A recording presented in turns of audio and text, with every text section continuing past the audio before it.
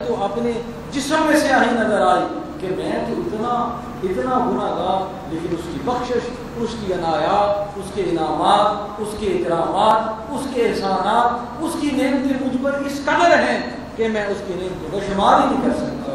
تو بندے کبھی اپنے رب کے سامنے یہ ملاقات تو کیا کرو، اس نے مجھے کیا دیا ہے، میں اس کو کیا دے رہا ہوں، اس نے مجھ پر کتنے احسانات کیے، میں اس کو کیا دے رہا ہوں۔ وہ رب ہے جس نے مجھے ایمان دیا ہے، اسلام دیا ہے، انسان بنایا ہے۔ اگر وہ بندر بنا دیتا تو اس پہ کیا جانا تھا؟ اس نے مجھے حضور کا امتی بنایا اور اس نے مجھے اشرف المخلوقات بنایا ہے۔ فرمایا یہ کیا اس کا کم احسان ہے؟ فرمایا میرے بندے کو، فرمایا عائشہ صدیقہ میری زوجہ مکرمہ، آج اللہ تعالیٰ اپنی رحمت کے 300 دروازے کھول، 300 دروازے کھل جاتے ہیں اور اللہ تعالیٰ ساری رات فرشتوں کے ذریعے، کوئی فرشتہ وہاں کھڑا ہے، کوئی فرشتہ وہاں کھڑا ہے، تو پہلے آسمان پر کھڑا ہے، تو دوسرے آسمان پر کھڑا ہے، اور کہہ رہے ہیں کہ اللہ تعالیٰ کی طرف سے ہم پیغام لے کر آئے۔ کوئی ہے جو رزق چاہے، کوئی ہے جو معافی چاہے، کوئی ہے جو بخشش چاہے، کوئی ہے جو اولاد چاہے، جو عزت چاہے، جو خیر و عافیت کی زندگی چاہے، ہم سے یہ سوال کرے، ہم اس کی تمنا کو پورا کر دیں۔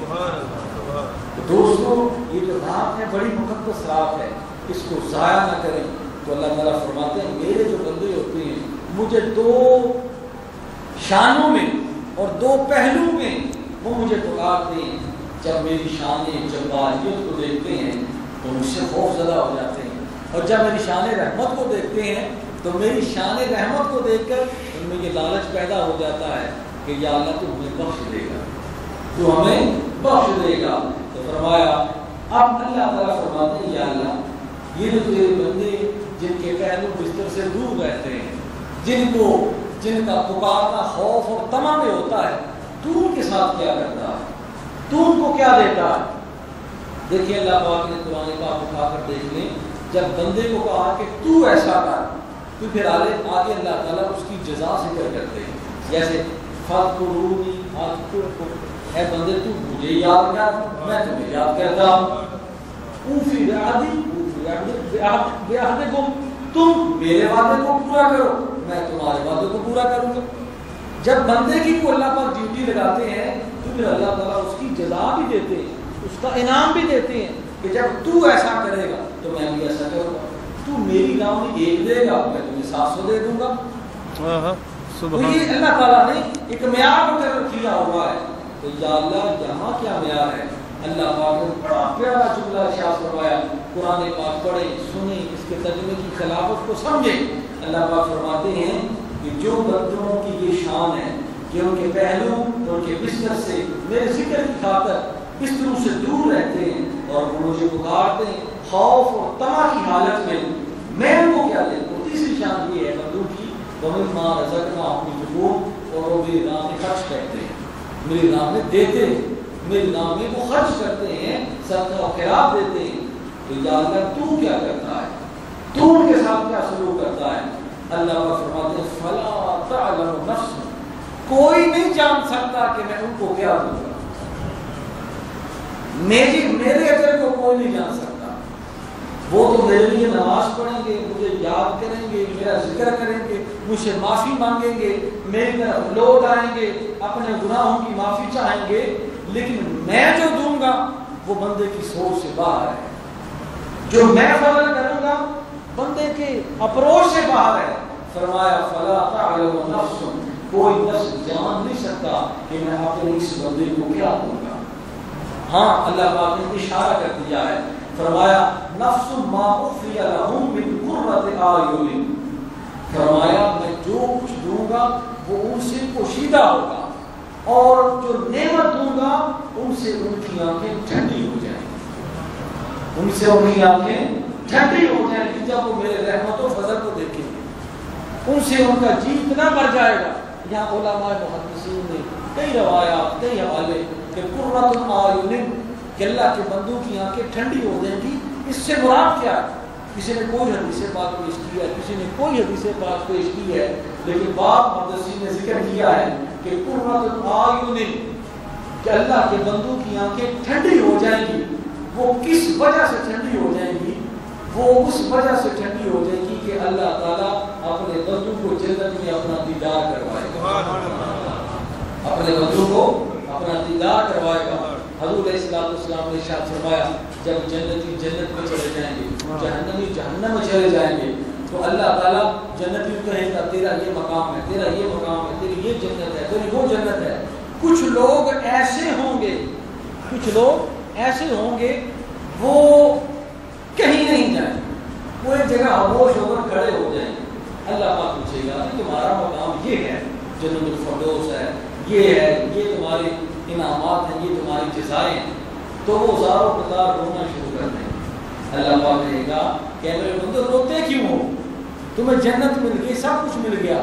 وہ کہیں گے یا رب العالمین ہم نے نمازیں پڑھی تو جنت کے لیے نہیں پڑھی تھی، ہم نے روزے رکھے تو جنت کے لیے نہیں رکھے تھے، حج زکوٰۃ صدقات و خیرات ہماری تہجد گزاریاں ذکر اذکار یہ سارے اس جنت کے لیے نہیں تھے، اس کی تمنا تو ہمارے دل میں کبھی پیدا ہی نہیں ہوئی۔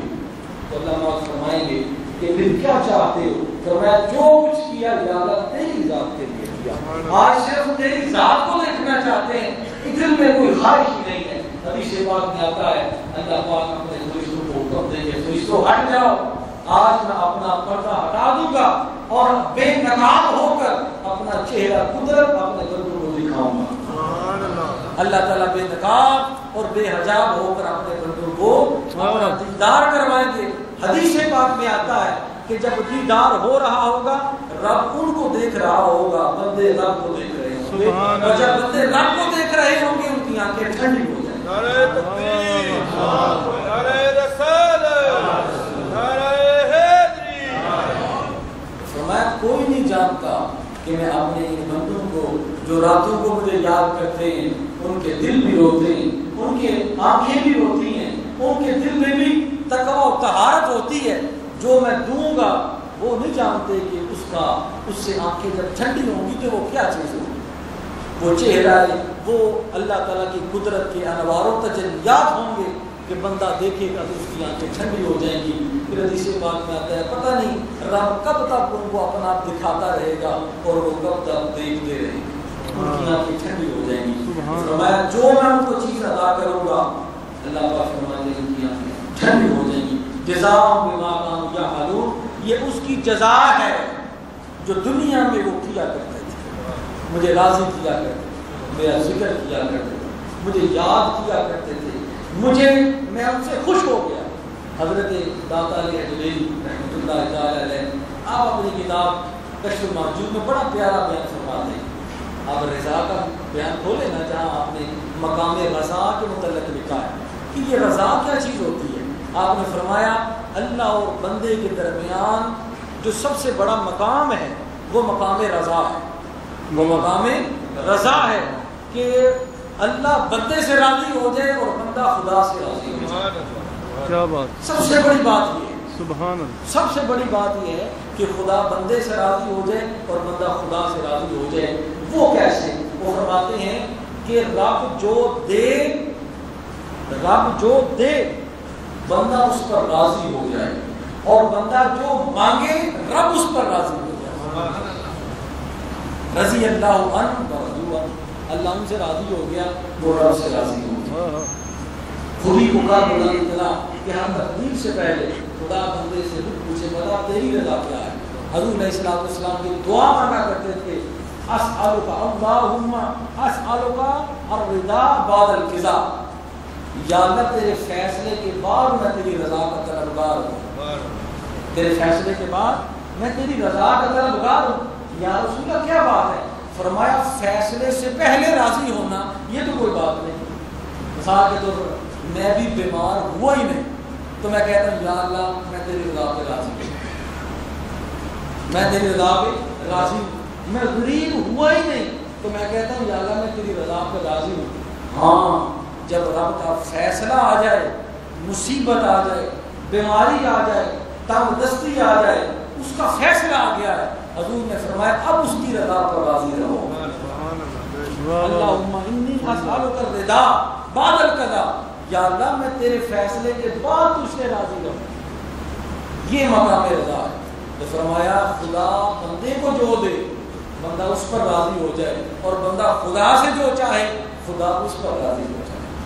یہ ہے مقام رضا.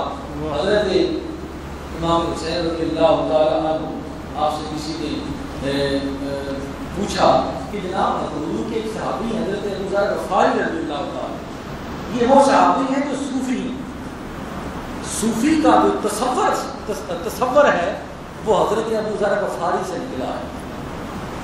بے زر کو ابو ذر بنایا. فرمایا حضرت ابو ذر صوفی دنیا کی کسی چیز کی خواہش نہیں. آپ دعا مانگا کرتے تھے. لوگ کہتے ہیں پتہ نہیں صوفی پتہ نہیں کوئی ہندوستان کی پیدائش ہے یا کوئی برصغیر سے جو کوئی نکلا ہے یا کوئی کسی نہیں.